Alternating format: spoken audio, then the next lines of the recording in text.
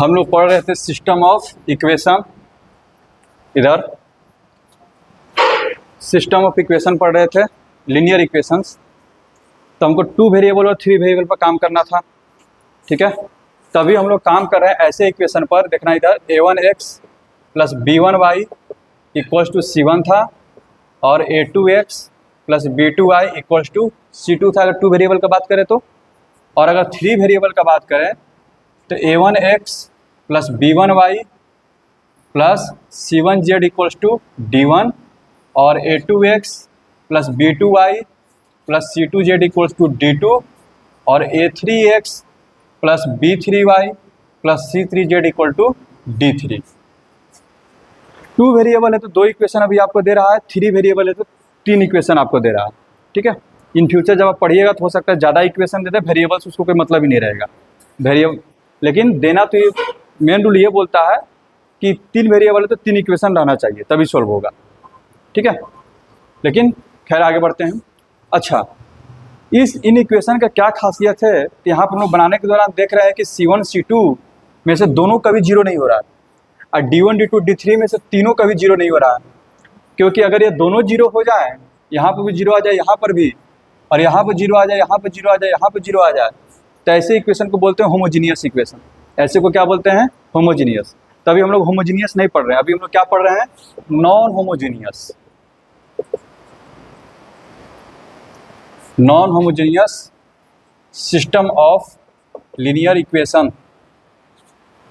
कोई दिक्कत? तो 2 वेरिएबल के लिए हम लोग पढ़े थे, अगर 2 वेरिएबल में अगर ऐसे दिया हुआ है a1x plus b1y equals to c1 और a2x plus b2y equals to c2, तो सबसे पहले हम लोग d निकालते हैं, ठीक है, जो कि x और y के कोफिशिएंट से बनने वाला डिटर्मिनेंट है। क्या होगा? a1 a2 b1 b2, ठीक है। d1 जो होगा मेरा, एक मिनट, d1 किसके लिए जरूरत है? x के लिए। तो x को हटाएंगे और x की जगह पर कांस्टेंट वाले को लेकर के आएंगे, c1 c2 b1 b2, और फिर उसके बाद d2 होगा हमारा a1 a2 और c1 c2। y हट जाएगा, y की जगह ले लेगा कांस्टेंट वाला।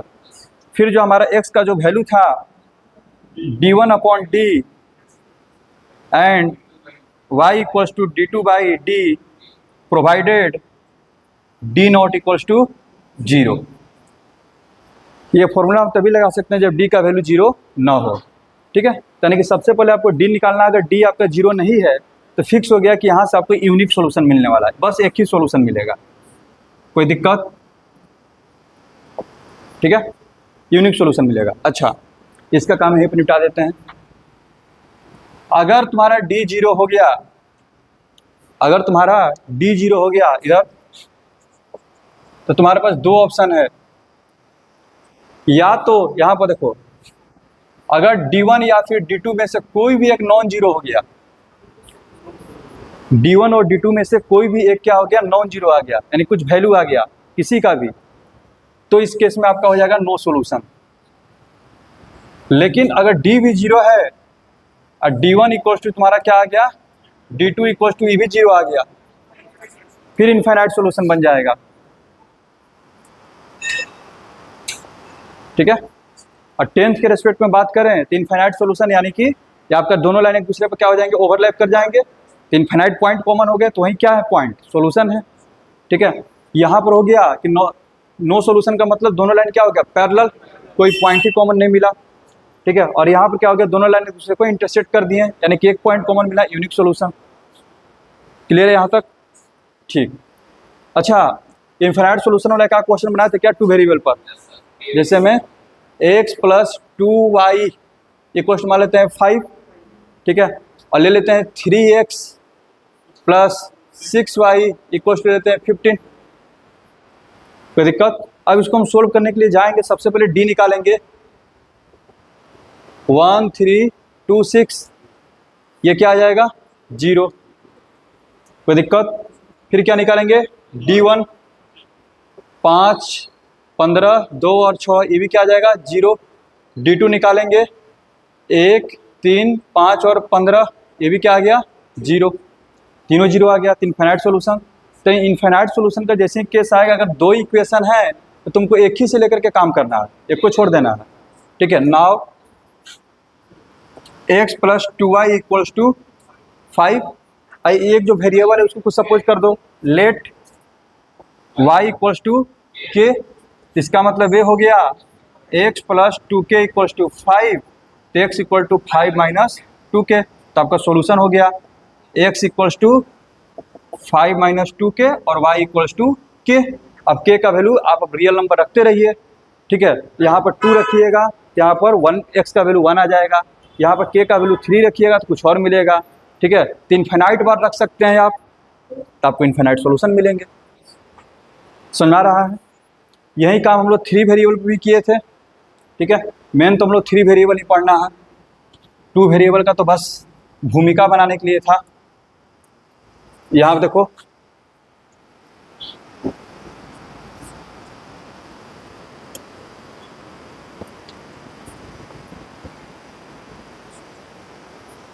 इधर 3 वेरिएबल का अगर बात करें तो a1x plus b1y plus c1z equals to d1 और a2x plus b2y plus c2z equals to d2 और a3x plus b3y plus c3z equals to d3। और ये जो डिटर्मिनेंट वाला प्रोसेस, इसका क्या नाम है? ये जो डिटर्मिनेंट का जो प्रोसेस है जिसे बना रहे हैं, इसका क्या नाम है? बताओ। Cramer rule. क्रैमर नहीं, क्रैमर।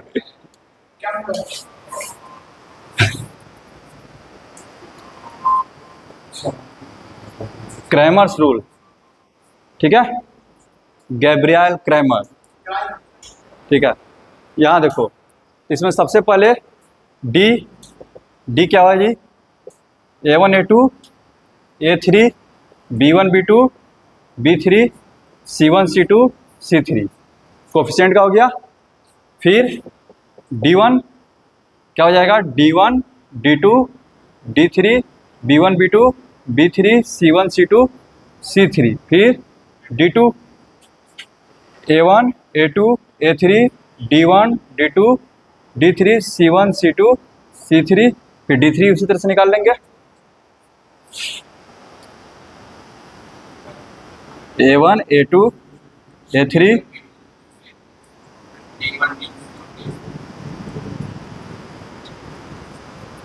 ठीक है।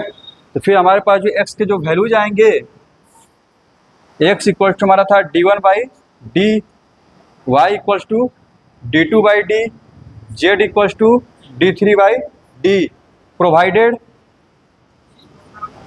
d not equals to 0, d का वैल्यू 0 नहीं होना चाहिए। जब d जब, और इसको बोलेंगे हम लोग यूनिक सॉल्यूशन। मामला तब गड़बड़ होगा जब d आपका 0 होगा। इधर d जैसे ही 0 हो गया एंड वन ऑफ और any one of d1 d2 d3 not equals to 0, कोई एक जो है 0 की इक्वल नहीं है, तब क्या हो जाएगा? No solution. No solution. ठीक है, यानी कि इक्वेशन क्या हो गया? इनकंसिस्टेंट। इसको क्या बोलेंगे? इनकंसिस्टेंट। ठीक है, यानी कि सॉल्यूशन इसमें नहीं मिलेगा। जब हमको वैल्यू मिलता है, चाहे वो इनफिनाइट मिले चाहे यूनिक मिले, उसको क्या बोलते हैं? कंसिस्टेंट। ये क्या हो गया? इनकंसिस्टेंट। लेकिन d इक्वल्स टू 0 है और साथ साथ d1 equals to d2 equals to d3 equals to 0 है, तो ये हो गया था इनफिनाइट सॉल्यूशन। ठीक है, और 3 वेरिएबल में क्या कर रहे थे कि जब इनफिनाइट सॉल्यूशन का केस था, इधर कोई अपना जो है 2 को ले लेते थे, ठीक है, और z को k मान लेते थे, तो 2 वेरिएबल हो गया, और 2 वेरिएबल का फिर डायरेक्ट आंसर में लिख दे रहे थे। अब बोलो, अब डाउट क्या है? अब आंसर नहीं आ रहा तो आंसर रख करके चेक करो। ठीक है, क्या है 30? जरा देखें।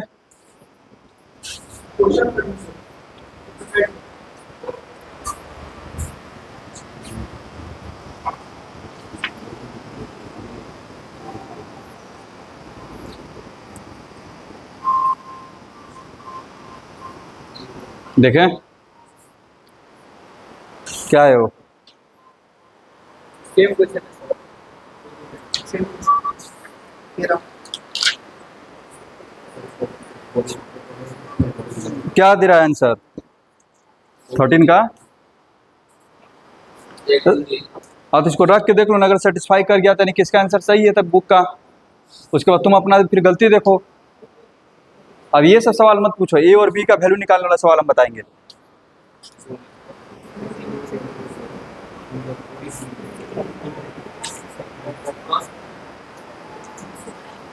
चलो इस क्वेश्चन को देखते हैं। Example number 15, for what value of a and b, for what value of a and b the system of equation, the systems of equations क्या है, 2x plus a y plus 6z equals to 8, x plus 2y plus b z, यहाँ पर 6 है यहाँ पर b है, equals to 5, और x plus 3y plus 3z, x plus y plus 3z equals to 4। बोला है पहला केस यूनिक सॉल्यूशन, दूसरा केस इन्फिनाइटली मैनी सॉल्यूशन, तीसरा केस नो सॉल्यूशन। तीनों केस में अलग अलग ए और बी का वैल्यू होगा, बताइए जरा। बना था क्वेश्चन, बनाना शुरू करो।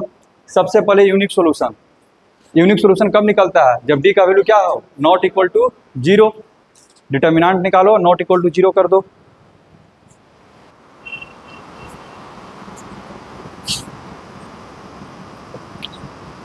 D1 211 A21 6B3 सोल्व करके क्या आया है D1,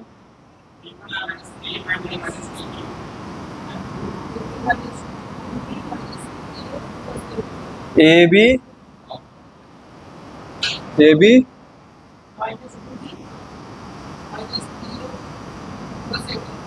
प्लस 18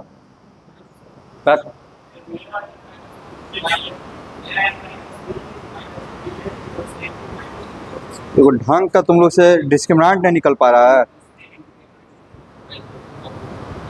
कितना आया है, हाँ यहाँ पर 6 माइनस प्लस 6 आ रहा है ना, 6 minus 3a, 6 minus 3a minus 2b plus a b, इतना आ रहा है। आया इतना? नहीं आया तो फिर डिटर्मिनेंट को जब मल्टीप्लाई करना सीखो। b कॉमन होगा a माइनस 2, माइनस 3 कॉमन होगा a minus 2,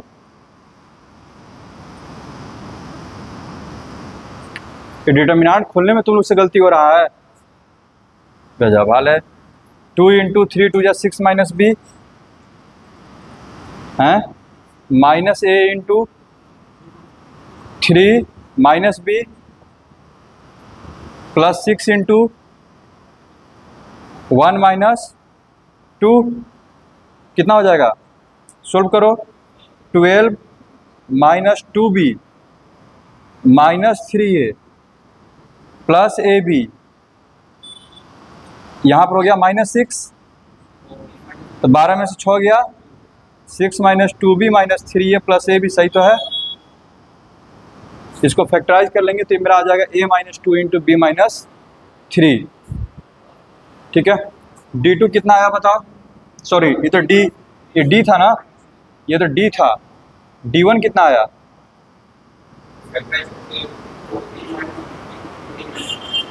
B minus D1 कितना आया है जरा बोलना, 4b minus 15 into a minus 2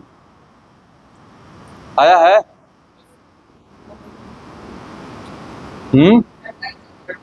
factorise करो, फैक्टराइज करते हुए चलो, ठीक है। तो उसी तरह से D2 निकालो, D2 को फैक्टराइज करो। D2 कितना आ रहा है? 0 आ रहा है D2।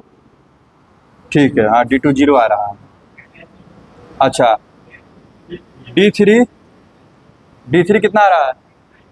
कल जल्दी करो, D3 जल्दी करो।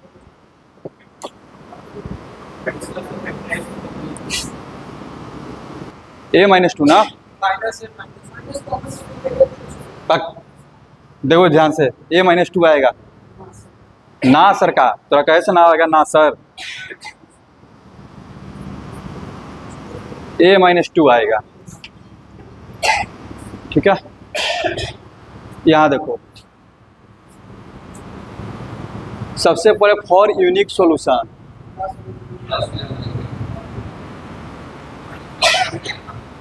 इधर for unique solution, unique solution के लिए क्या केस है? D का वैल्यू 0 नहीं होना चाहिए। लेकिन D 0 होगा कब?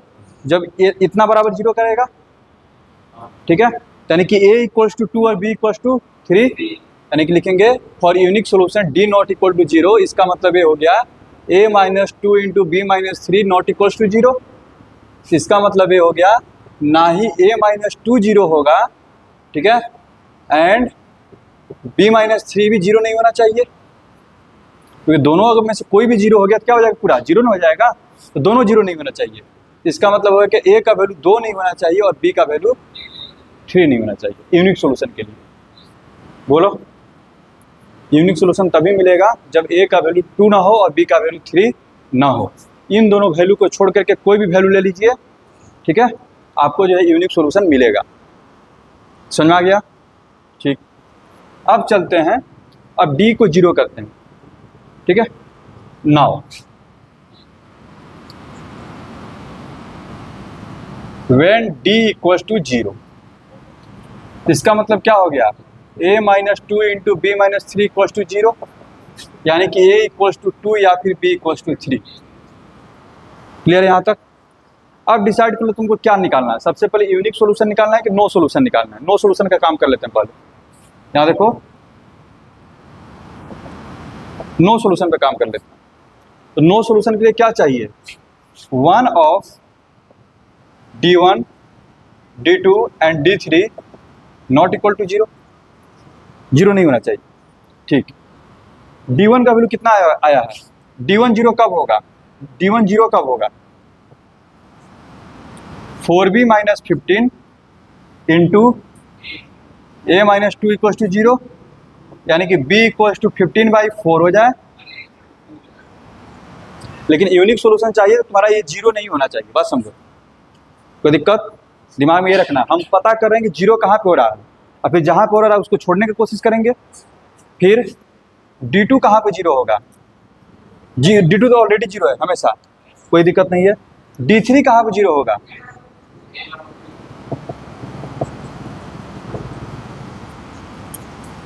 कोई दिक्कत? अब जरा चर्चा शुरू करते हैं। नो सॉल्यूशन के लिए हमको चाहिए कि D1 और D3 में से, ठीक है, कोई एक, क्योंकि D2 तो परमानेंट 0 है, कोई एक जो है 0 की इक्वल ना हो, कोई एक 0 की इक्वल ना हो। जैसे ही आप A = 2 लेते हैं, बात समझिएगा, A = 2 लेते हैं तो D1 भी 0 हो जाएगा, D3 भी 0 हो जाएगा। कौन सा केस चला जाएगा? तीनों 0 हो गया, इनफाइनाइट सॉल्यूशन। बात समझ आ रहा है ना? तो for unique for no solution A का वैल्यू क्या होना चाहिए? 2 नहीं होना चाहिए। समझ आ गया? तो फॉर यूनिक सॉल्यूशन, यहाँ देखो, इसको इरेज करें,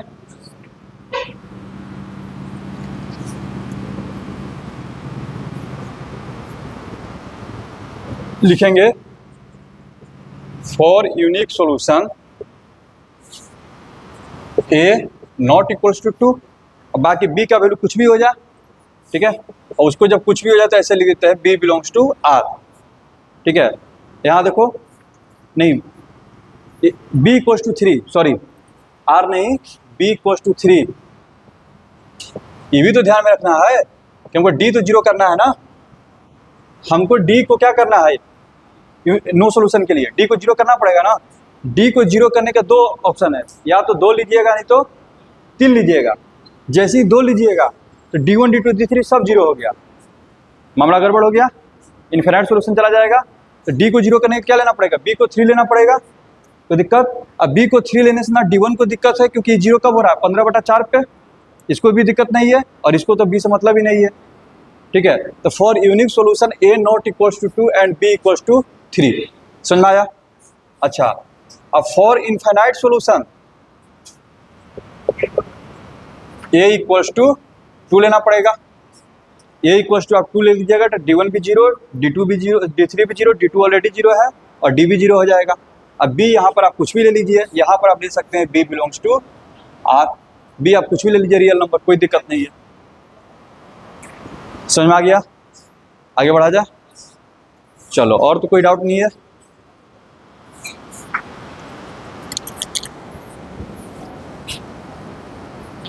चलो आगे बढ़ते हैं।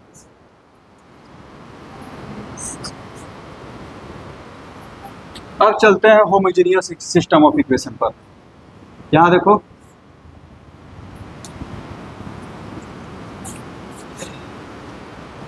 Move on homogeneous system of equation.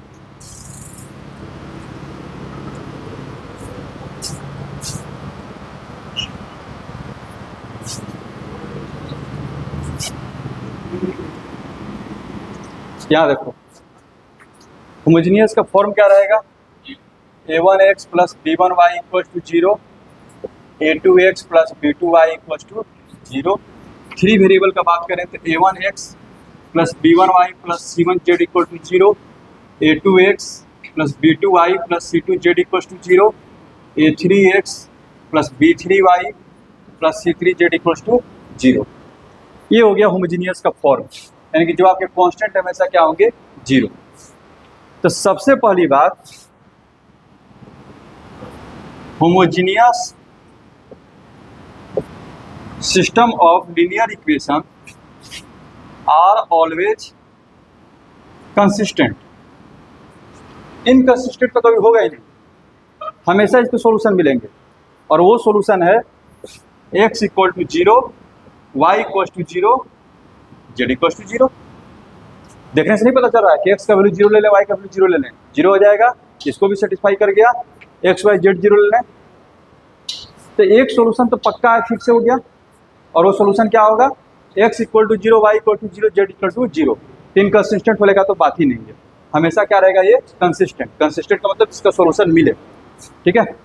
अब सवाल ये उठता है, क्या यही एक सॉल्यूशन है, क्या और भी सॉल्यूशन है, ठीक है। तो सॉल्यूशन और हो भी सकते हैं और नहीं भी हो सकते हैं, ठीक है। उसका सिंपल सा है, यहाँ देखिए, यहाँ पर भी, तो आप सबसे पहले डी निकाल लेंगे। सबसे पहले क्या निकालेंगे, डी।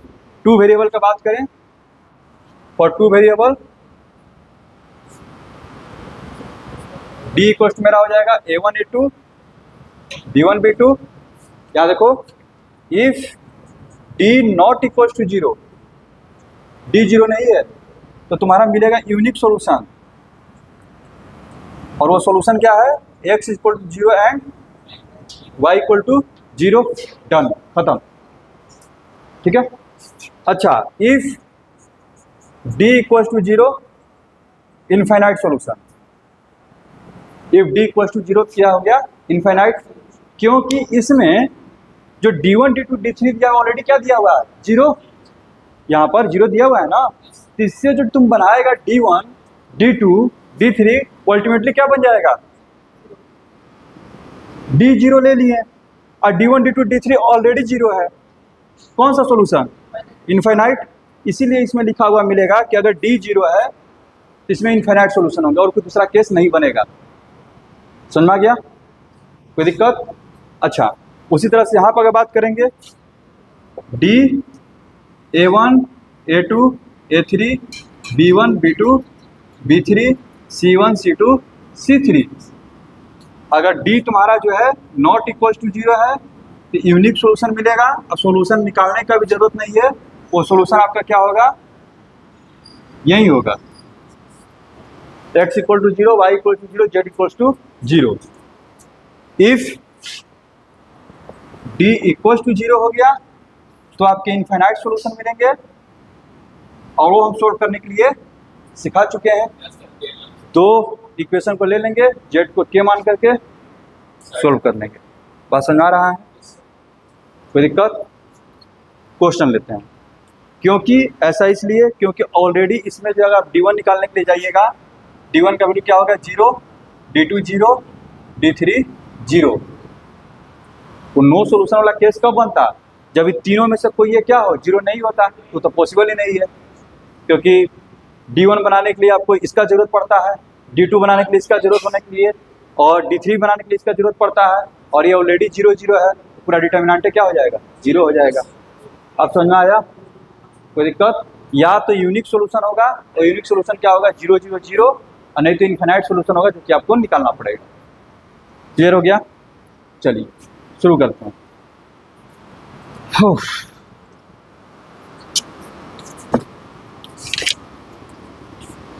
देखो इधर,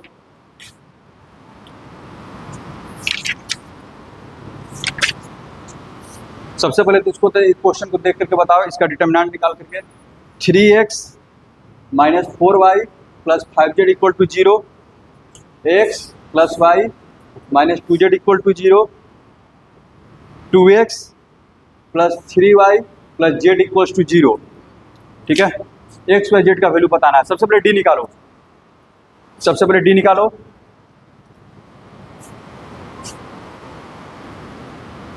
अच्छा एक बात और सुनना, ये जो सोल्यूशन जो 0 0 लिखते हैं ना, इसको स्पेशल नाम देते हैं। ठीक है, ये जो 0 0 जो सोल्यूशन आता है, इसको बोला जाता है ट्रिवियल सोल्यूशन।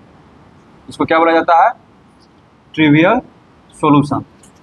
ठीक है, जब भी आपके आंसर में ऐसे x equal to 0, y equal to 0 आ जाए, या फिर x equal to 0, y equal to 0, z equal to 0, ऐसे सोल्यूशन का नाम दिया जाता है ट्रिवियल।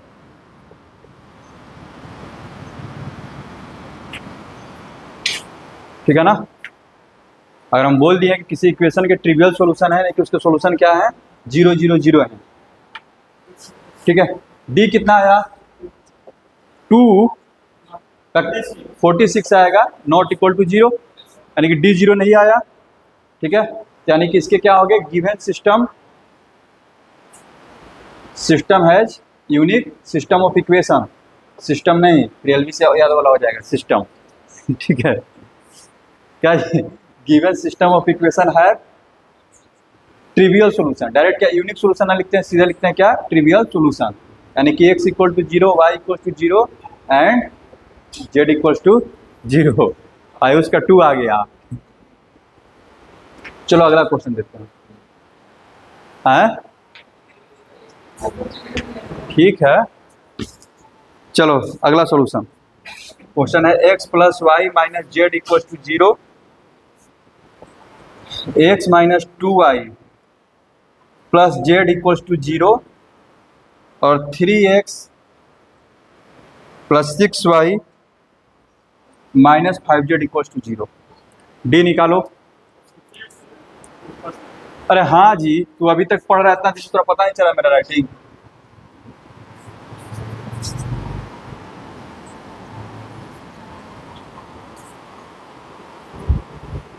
अब उससे वैसे लिखना पड़ेगा। वो लोग जो लिखते हैं ना, कुछ लोग ऐसे लिखते हैं जेड को। ठीक है,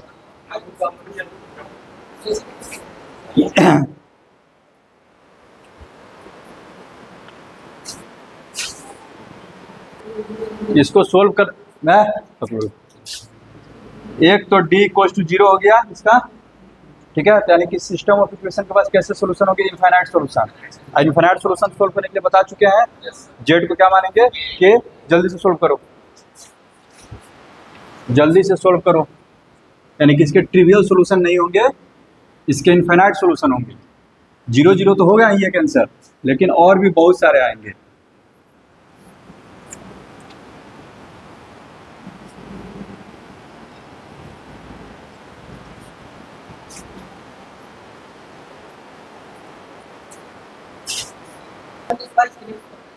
सबसे पहले तब यहाँ से लिखेंगे लेट के, तो x plus y equal to k हो जाएगा, और x minus 2y equal to minus k हो जाएगा। बोलो, तो x बराबर d1 बाई डी, डी का तो वैल्यू यहाँ पर हो जाएगा 1 1 1 माइनस 2, और d1 क्या होगा? के माइनस के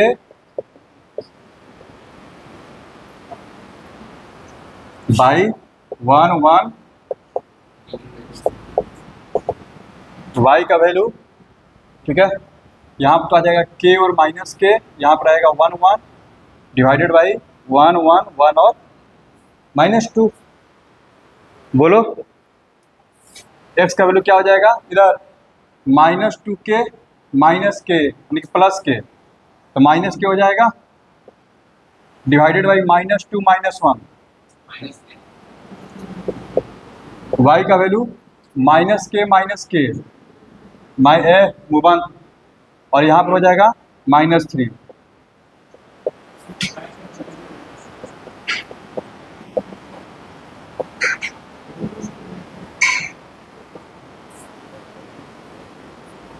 समझ में आया ये, कोई दिक्कत? ये जो चैप्टर, ये जो एक्सरसाइज होमोजेनियस, इस पर जब क्वेश्चन पूछता है, ठीक है, तो ये आपको सोल्व करने वाला क्वेश्चन नहीं पूछेगा, ठीक है। सोल्व कर ऐसा क्वेश्चन पूछ सकता है कि लैम्डा का क्या वैल्यू होगा कि इसके पास ट्रिवियल सॉल्यूशन ना हो, ट्रिवियल सॉल्यूशन ना हो, यानी कि डिटरमिनेंट को फिर क्या करना पड़ेगा, equals to 0। Trivial solution question में लिख दें कि यहाँ पर कोई एक वैल्यू मिसिंग कर दे, लैम्डा दे दें, लैम्डा का क्या वैल्यू हो, ठीक है, कि इसके ट्रिवियल सॉल्यूशन ना हो, ठीक है, यानी कि इनफाइनाइट सॉल्यूशन हो। तो इनफाइनाइट सॉल्यूशन के लिए क्या करना पड़ेगा, d इक्वल्स टू 0, लैम्डा का वैल्यू निकाल देंगे, वो सब क्वेश्चन तो बन जाएगा। जो दूसरा टाइप का जो क्वेश्चन पूछता है, उसमें बहुत सारे वेरिएबल दे करके और कुछ वैल्यू निकालने के लिए बोलेगा। जिसमें क्वेश्चन लेते हैं, देखना जरा।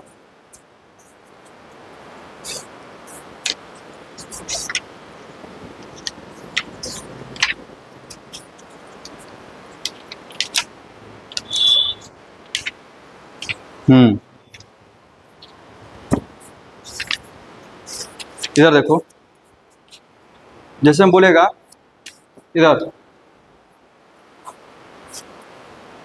If the given system of equations है trivial solution, non trivial solution, क्या लिखा है इसके पास, कैसे सॉल्यूशन है, नॉन ट्रिवियल। नॉन ट्रिवियल बोले तो फिर कितना इक्वेशन देख रहे हैं, इधर इधर x equals to c y plus b z है, y equals to a z plus c x है, और z equals to b x plus a y है, ठीक है। और इक्वेशन के पास कैसे सॉल्यूशन है, non trivial. Then find the value of, ठीक है, a square plus b square plus c square plus 2abc, इसका वैल्यू क्या होगा। तो उसने बोला है कि ट्रिवियल सॉल्यूशन नहीं है, तो सबसे पहले तो इक्वेशन को पहले ढंग से लिखो। इक्वेशन पहले कैसे लिखाएगा,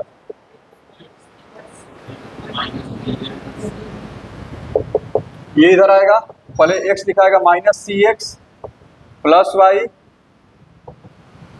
समझ में आ रहा आयुष, ठीक है। और नहीं तो बेटर रहेगा कि सबको उधर ही लेके जाओ। हाँ ना ना ना, इधर x -x plus c y plus b z बराबर 0, y को इधर लेकर के आओ, c x minus y plus a z equals to 0, जेड को इधर लेकर के आओ, बी एक्स। अब क्या बोल रहे हैं, इसके कैसे सॉल्यूशन है, नॉन ट्रिवियल, ठीक है। तो लिखेंगे सॉल्यूशन में, सिंस गिवन इक्वेशन है नॉन ट्रिवियल सॉल्यूशन, इसका मतलब डिटरमिनेंट क्या होगा, d इक्वल्स टू 0। डिटरमिनेंट इसका बनाओ, इक्वल टू 0 करो, देखो डायरेक्ट इसका वैल्यू आ जाएगा। ओह, जल्दी से इसका डिटरमिनेंट बनाओ, डिटरमिनेंट बनाओ जल्दी आ जाए। इसको जब किया होगा ये क्या आ जाएगा, -1 सी बी सी -1 ए, इतना इक्वल टू क्या होना पड़ेगा, 0। अब इसको तुम पूरा एकदम सब सोल्व करेगा कि डायरेक्ट आ जाएगा, a square plus b square plus c square plus 2abc equals to 1, ठीक है, डायरेक्ट आ जाएगा ये। वो डिटरमिनेंट को बस खोलने का जरूरत है। ऐसा ही क्वेश्चन 2 और है, वो भी करवा ही देते हैं।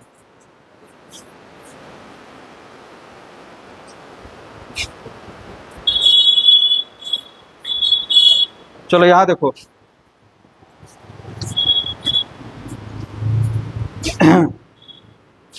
बोल रहा है कि a b c are distinct real numbers. A b c क्या है? अलग अलग रियल नंबर्स हैं, ठीक है। And the system of equations is given, क्या है भाई? A x plus a square y plus a q plus 1z equals to 0, b x plus b square y plus b q plus 1z equals to 0, c x plus c square y plus c Q plus 1z equals to 0, ठीक है। Has non trivial solution, has non trivial solution. Then find the value of a b c, a into b into c, then find the value of a into b into c। क्या बनेगा ये? सबसे पहले तो d 0 होगा, तो d जब लिखेंगे हम लोग,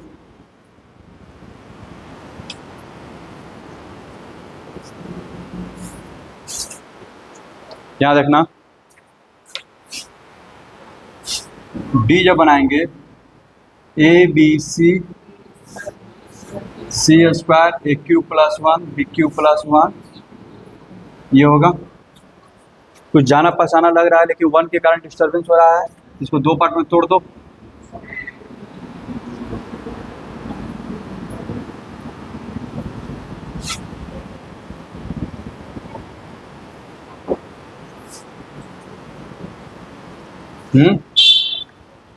अब इसको अगर अरेंज कर लें, 1 इधर 1 1 को पहले कर लें तो यहाँ पर आएगा, इसको चेंज कर देंगे, ठीक है। हाँ, तो d equals to 1 1 1 a b c a square b square c square, और यहाँ से जो है a बाहर कर लो, यहाँ से b, यहाँ से c, a b c 1 a square 1 b b square 1 c c square.